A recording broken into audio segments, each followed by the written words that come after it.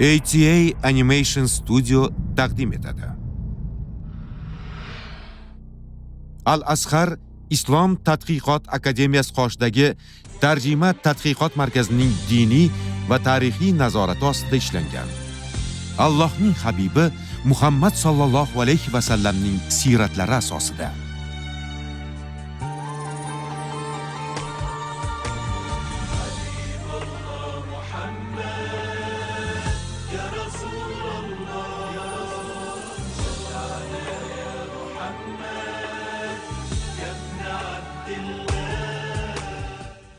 Allohning habibi Muhammad.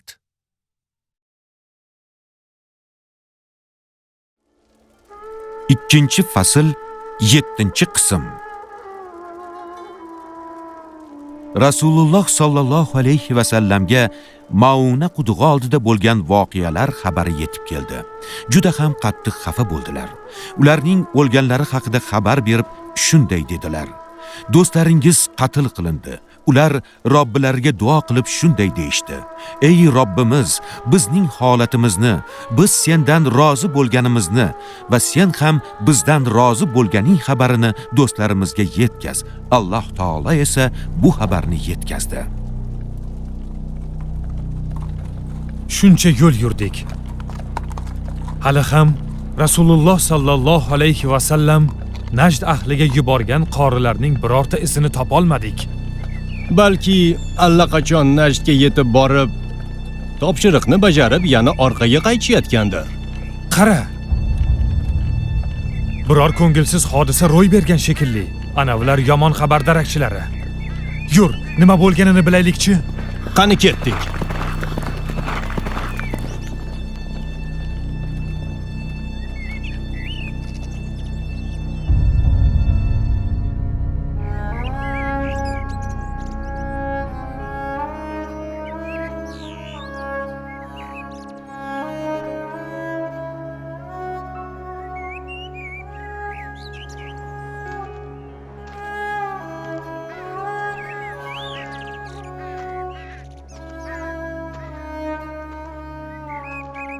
Yo Xudoyim, yo Alloh, axir bu xunrezlik-ku.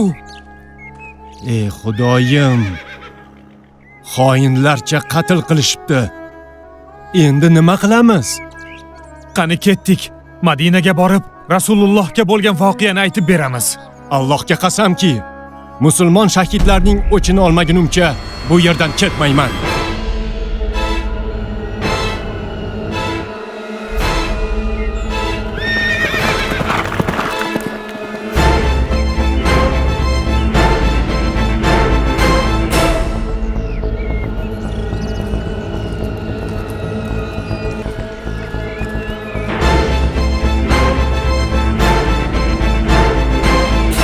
Buni urush deyishga ham til bormaydi.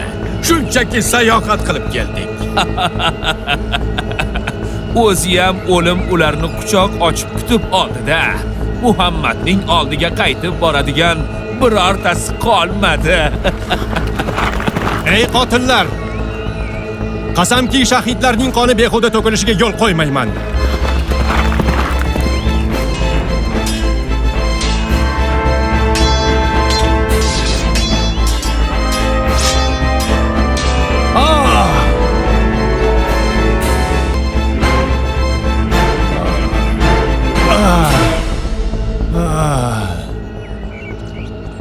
Guvohlik beraman. Allohdan o'zga iloh yo'q va Muhammad Allohning rasulidir.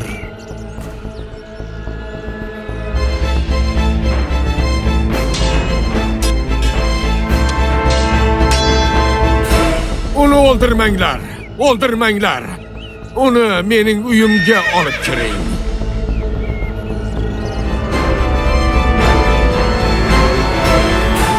Demak sen Zamradansan. Ha. Muhammadga ergashishingga seni nima majbur qildi?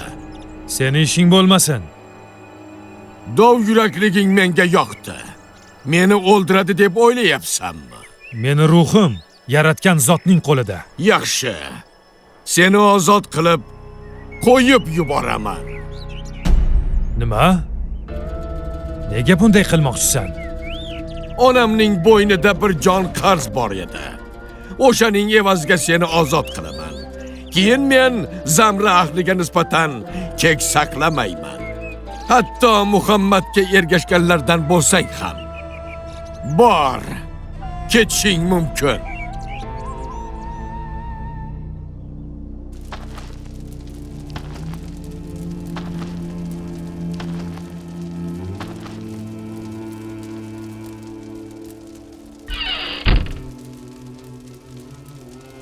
Rasululloh xo'jayiningiz Munzir ibn Amr va Biru Maunada shahid bo'lganlar uchun hamdardlik bildirib, ta'ziya izhor qildilar. Alloh va rasuliga hamda islom dini uchun jonimiz fido bo'lsin. Endi o'g'lim yorug' dunyoga kelib, otasini hech qachon ko'rmaydi. Men shundan qayg'udaman. U katta bo'lganida otasi Allohning huzurida shahidlar maqomida ekanligini, biz uni jannatda shahidlar va solih insonlar bilan birga deb umid qilishimizni ayting.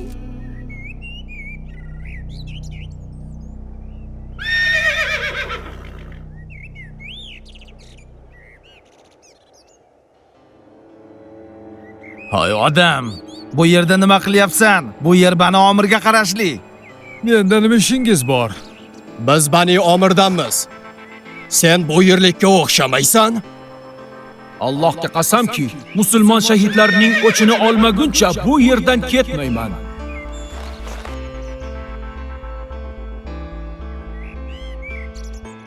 Men ham to musulmon shahidlarning o'chini olmagunimcha bu yerdan ketmayman.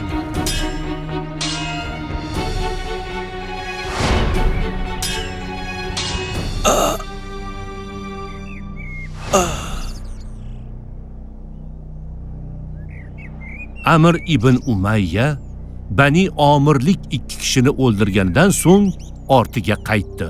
U Bani Omir bilan Rasulullohning o'rtalarida ahdnoma borligini bilmas edi. Shu yerda Rasulullohning ulug'vorliklari yana bir bor namoyon bo'ladi. U zot Bani Omirliklar musulmonlarni o'ldirib shahid qilganidan qalblari alamga to'lib, mahzun holda bo'lsalar-da, Amr ibn Umayyaning qilgan ishidan ranjidilar. O'ldirilgan ikki kishining xunini to'lash uchun tayyorgarlik ko'ra boshladilar.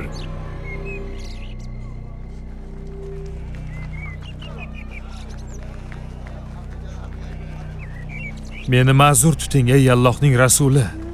Bani Omir bilan o'rtangizda ahdnoma borligidan xabarim yo'q edi. Musulmon shahidlarning o'chini olmoqchi bo'ldim. Rasululloh sallallohu alayhi va sallam, sen ikki kishini o'ldirding. Ularning tovon pulini to'lash kerak. Garchi ular bizga xiyonat qilib urush ochgan bo'lsalar ham, dedilar. Ey Allohning rasuli, Bani Omir ahdnomani buzdi. Ansorlardan 70 ta qirolsiz kishini qatl qildi. Amr ibn Umayya esa bor yo'g'i ularning o'chini olmoqchi bo'ldi. Rasululloh sallallohu alayhi va sallam, men bilan Bani Omirning o'rtasida ahdnoma bor. Men uni hech qachon buzmayman. Biz o'sha ikki kishining xunini to'lashimiz kerak, dedilar. So'ng o'sha ikki kishining xunini to'lash uchun yordam so'rab, Bani Nazrliklarning oldiga borishni taklif qildilar. Chunki Bani Omir bilan ularning o'rtalarida ham ahdnoma bor edi. Ey Allohning rasuli, Bani Nazir yahudiylari hech qanday ahdnoma yoki bitimga rioya qilmaydi. Sizning so'rovingizga ham javob bermasa kerak. Shunday bo'lsa-da, Rasululloh sallallohu alayhi va sallam haligi ikki kishining xunini to'lashga yordam so'rash uchun Bani Nazrliklarning oldiga borishga qaror qildilar.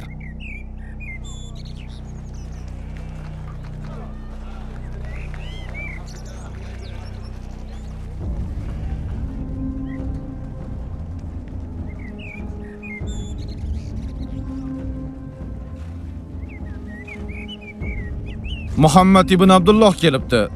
Sizlar bilan ko'rishmoqchi ekan. Kirsin. Balki bu ishga biror yechim toparmiz.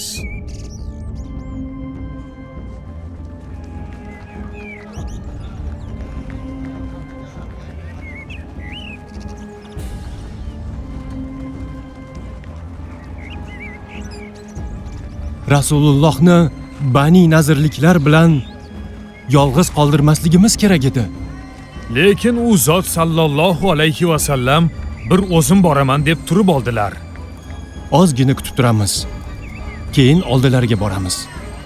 Hech narsadan qo'rqma. Alloh o'z payg'ambarini himoya qiladi. Garchi kofirlar buni istamasa ham. Rasululloh sallallohu alayhi va sallam Amr ibn Umayya o'ldirib qo'ygan Bani Omirlik 2 kishining xunini to'lash uchun Bani Nazirdan yordam so'radilar. Biz sen tarafdamiz ey Abul Qosim, senga yordam beramiz. Biz Bani Nazirliklar hech qachon ahdnomani buzmaymiz. Bizdan yordam so'rab kelgan odamga yordam qo'lini cho'zamiz. Xotirjam bo'l ey Abul Qosim. Rasululloh sallallohu alayhi va sallam Bani Nazirdan yordam berishga ahdnoma olganlardan so'ng ortlariga qaytdilar. Endi nima qilamiz? Biz Muhammadga so'z berdik. Endi so'zimizning ustidan chiqmasak, u izdoshlari bilan bizga qarshi urush qiladi. Bizning esa ularga kuchimiz yetmaydi. Ey odamlar, ana uni qaranglar.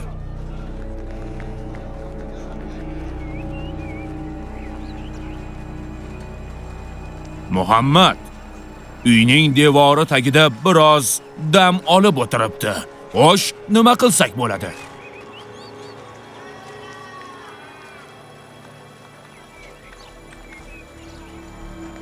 Menimcha juda yaxshi fikr. Shunda faqat musulmonlar bilan emas, balki Qurayshliklar bilan ham bo'lgan barcha muammolarimiz hal bo'lardi.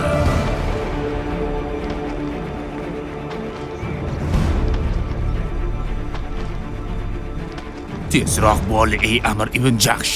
Muhammad ketib qolmasin. Muhammadni o'ldirish bunchalik oson bo'lishiga ishongim kelmayapti. Buni nimasi qiyin ekan? Agar toshni nishonga tushira olmasak, holimizga voy bo'ladi. Yo'q ey Allohning dushmani. Ish sen o'ylaganchalik oson emas. O'sha lahzada Rasululloh sallallohu alayhi va sallamga osmondan xabar keldi. Sheriklari bilan tezda turib ketdilar. Nima? Shuncha payt o'tirib birdan ketib qoldimi? Bu nimasi? Muhammad bir zumda turib ketdimi? Aqlga sig'maydi. Bu qilmishlari haddan oshib ketdi ey Allohning rasuli. Ular sizga yordam berishdan bosh tortmadi-yu, lekin sizni o'ldirmoqchi bo'lishdi. Ularning tanobini boplab tortib qo'yish kerak. Toki boshqa munofiqlarga ham dars bo'lsin. Rasululloh sallallohu alayhi va sallam sahobalarni tinchlantirdilar va albatta Alloh meni Bani Nazirning makridan va xiyonatidan omon saqladi. Endi qilgan xiyonatlari uchun ularga odam jo'natib, ular bilan yonma-yon yashashni istamasligimizni, yaxshilikcha bu yerdan ketishlarini, aks holda ularga omonlik yo'qligini xabar beramiz dedilar. Naqadar to'g'ri fikr ey Allohning rasuli.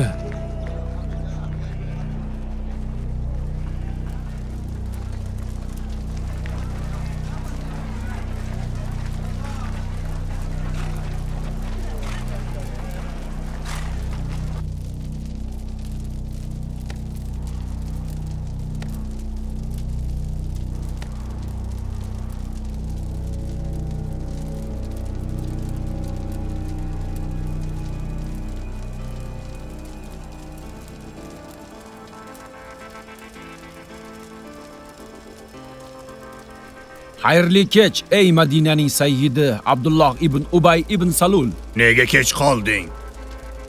Chaqirishingiz bilan tezda yetib keldim. Muhammad Bani Nazirga nisbatan qanday yo'l tutishini bildingmi? Ha, diyorlarni tashlab chiqib ketishlarini talab qildi. Ular bilan qo'shni bo'lib yashashni istamas ekan, aytishcha ular Muhammadni o'ldirmoqchi bo'lishibdi. Ish haddan oshib ketdi. Muhammad o'zini podshohdek tutyapti. atrofdagi odamlarga parvo ham qilmayapti. U qo'lga kiritgan g'alabalariga va odamlarga ishonib katta ketyapti. Lekin Bani Nazir bilan bog'liq ish boshqa masala. Ular bilan o'rtamizda savdo va boshqa aloqalar bor. Muhammad bu aloqalarga putur yetkazadi. Unda nima qilamiz, ey Madinaning sayyidi?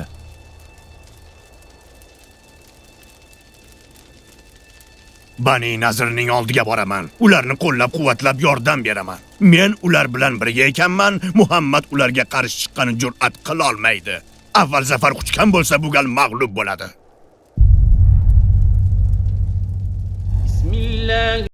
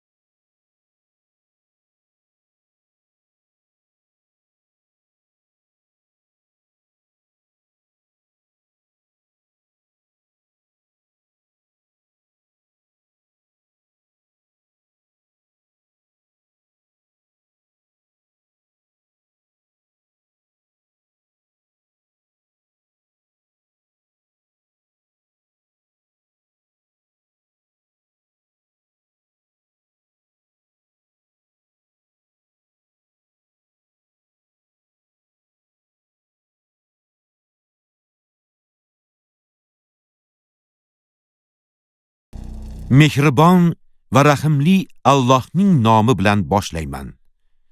Shunday qilib, qilgan kasblariga binoan zolimlarni bir-birlariga do'st qilurmiz.